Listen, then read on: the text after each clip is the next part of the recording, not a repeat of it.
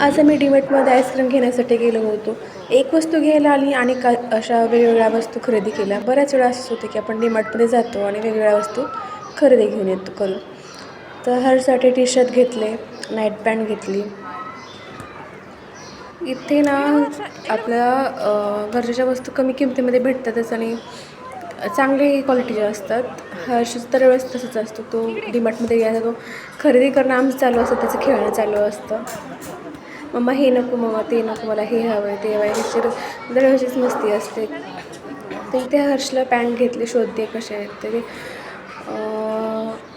बघा तुम्ही किती छान छान अशी व्हेरायटीची इथे तुम्हाला लहान मुलापासून मोठ्यापर्यंत तिथे कपडे छान छान भेटतात. हर्षसाठी ट्राय केलं तो, मम्मा छान आहे, छान आहे, प्रत्येक गोष्ट माझी छान आहे. मला इथे गॉगल आवडलं होतं, मी पण सहजच ट्राय केलं.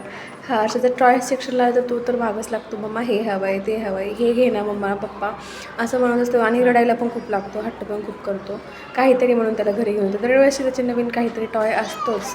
घरी आल्यानंतर घेतो आणि 2 दिवसांनी त्याला बघत पण नाही किंवा ते दरवेळेस काहीतरी हट्ट करत असतो. मी पर्स बघितलं, मला घ्यायचं नव्हतं पण असंच मला आवडलं, मी बघितलं कसं दिसतं किंवा किती छान आहे विचार केला आणि मग म्हणलं कशाला घ्यायचं डीमार्टमध्ये एवढं महागाचं.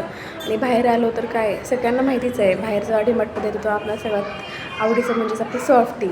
मी मिक्स सॉफ्टी घेतली होती. हर्षला ताप असल्यामुळं तो नाही खाल्ला.